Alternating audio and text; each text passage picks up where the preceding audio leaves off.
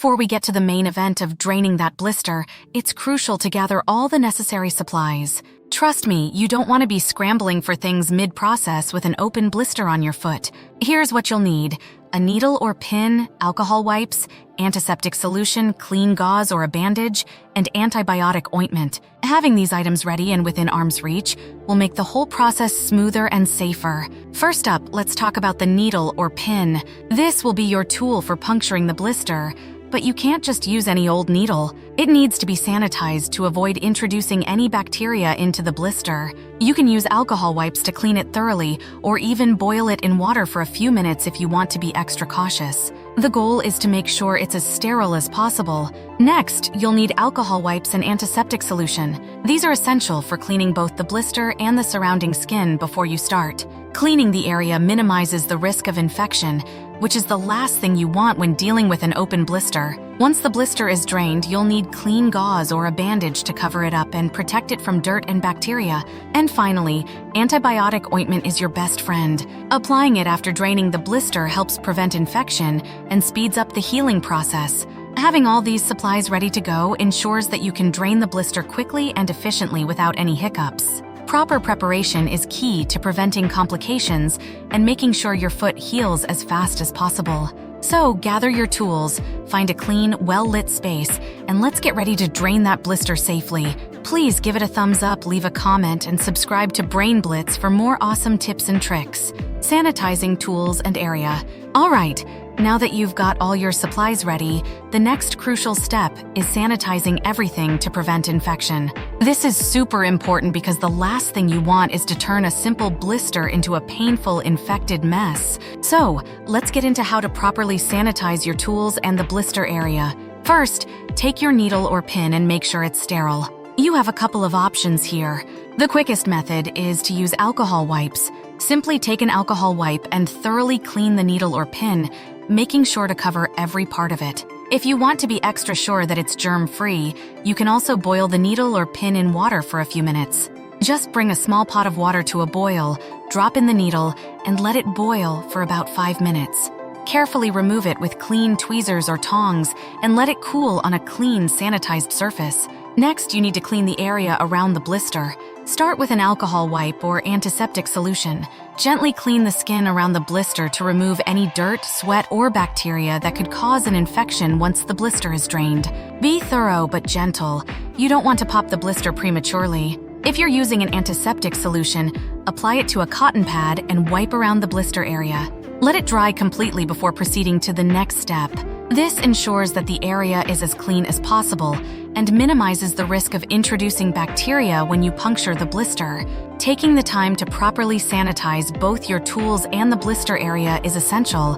It's a small step that makes a big difference in preventing infections and promoting faster healing. Remember, cleanliness is key when dealing with blisters, so don't rush through this part.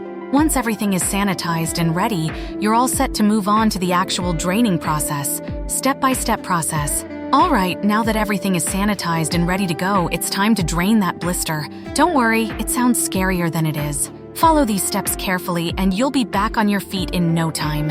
First, position the needle or pin at the edge of the blister, not the center.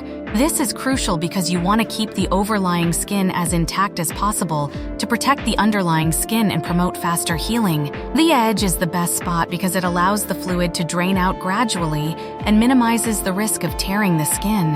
Hold the needle at a slight angle and gently puncture the blister. You should see the fluid start to escape almost immediately. Next, gently press on the blister to help expel all the fluid. Use your fingers or a clean cloth to apply gentle pressure, starting from the side opposite the puncture and moving towards it. This helps push the fluid towards the opening and ensures that you get as much out as possible. Be gentle and take your time. You don't want to tear the skin or cause unnecessary pain. If the fluid isn't coming out easily, you can make another small puncture on the opposite side to help it along. Once the blister is drained, leave the overlying skin in place. This acts as a natural barrier against infection and helps protect the raw skin underneath. Avoid removing or cutting away this skin, as tempting as it might be. Instead, clean the area gently with antiseptic solution again to ensure it is free from bacteria. Apply a small amount of antibiotic ointment to prevent infection and cover the area with a clean, sterile bandage or gauze. Change the bandage daily and keep an eye on the blister for any signs of infection, such as increased redness, swelling, or pus. Draining a blister safely and properly can make a world of difference in your recovery. By following these steps, you're not only relieving the discomfort, but also taking the right precautions to avoid complications. So take it slow, be gentle, and your feet will thank you. Now that you've successfully drained the blister, the next step is all about aftercare. Proper aftercare is essential to ensure that the blister heals quickly and without complications. Here's how to take care of that newly drained blister. First, cleaning the drained blister is crucial. You want to make sure that the area is free of any bacteria that could cause an infection. Take some antiseptic solution. Something like hydrogen peroxide, iodine, or an alcohol-based solution works well. Gently apply it to the area with a cotton pad or a clean cloth. You might feel a slight sting, but that's just the antiseptic doing its job. The goal is to thoroughly clean the area without causing further irritation. Be gentle and take your time to ensure the entire area is disinfected. Next, you'll want to apply antibiotic ointment. This step is key in preventing any potential infections. Grab a tube of antibiotic ointment like Neosporin or any similar product. Apply a thin layer over the drained blister and the surrounding area. The antibiotic ointment not only helps prevent infection, but also keeps the area moist, which can speed up the healing process. Remember, less is more. Don't slather it on too thick. A small, even layer will do the trick. Finally, it's time to cover the blister. This helps protect the area from dirt and bacteria and also prevents further irritation. Use a clean piece of gauze or a sterile bandage. Place it gently over the blister, making sure it's not too tight. You want the area to be covered but still able to breathe. If you're using gauze, you can secure it with medical tape. Change the bandage daily or whenever it gets wet or dirty. Keeping the blister covered helps it heal faster and more comfortably. Proper aftercare is just as important as the draining process itself. By cleaning the blister, applying antibiotic ointment, and keeping it covered with a clean bandage, you're giving your skin the best chance to heal quickly and without complications. So, follow these steps and you'll be back on your feet in no time, free from the pain and annoyance of blisters. Now that you've successfully drained and dressed your blister, the journey doesn't stop here. It's crucial to monitor the healing process closely to ensure everything is going smoothly and to catch any signs of infection early. Here's what you need to keep an eye on and what to do if things don't look right. First off, let's talk about the signs of infection. Even with the best care, infections can still happen, so it's important to know what to look for. Check the blister area daily for any increased redness or swelling. A bit of redness is normal right after draining, but it should gradually decrease. If the redness spreads or intensifies, that's a red flag. Also, be mindful of the pain. Some discomfort is expected, but if the pain gets worse instead of better, it could be a sign of infection. Another key sign is the presence of pus or cloudy fluid coming from the blister. Pus can indicate that your body is fighting an infection, and it's something you don't want to ignore. If you notice any of these signs, it's time to take action. Don't panic, but do take it seriously.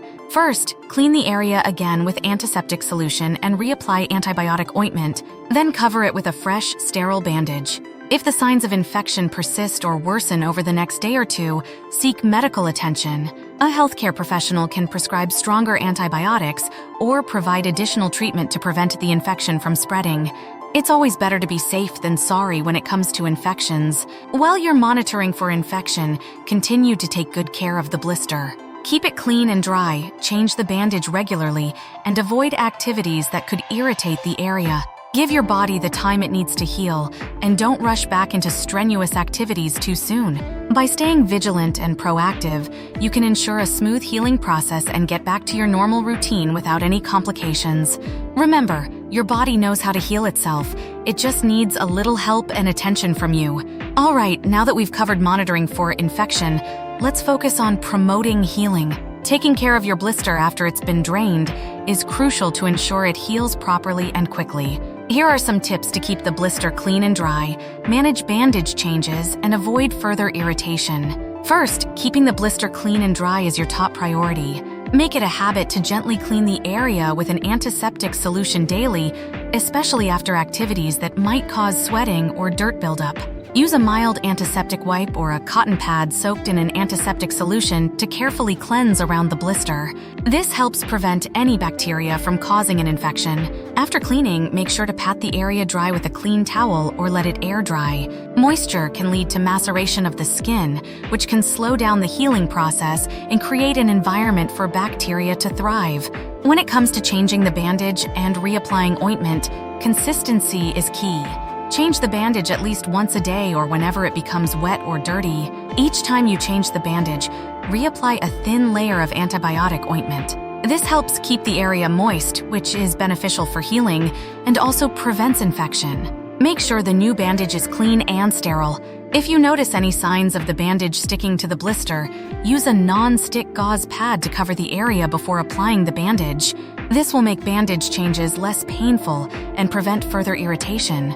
Lastly, be mindful of your activities to avoid further irritation to the blistered area. Try to limit activities that put pressure on or rub against the blister, like running, hiking, or wearing tight shoes. If you need to stay active, consider using padded blister bandages or moleskin to protect the area and reduce friction.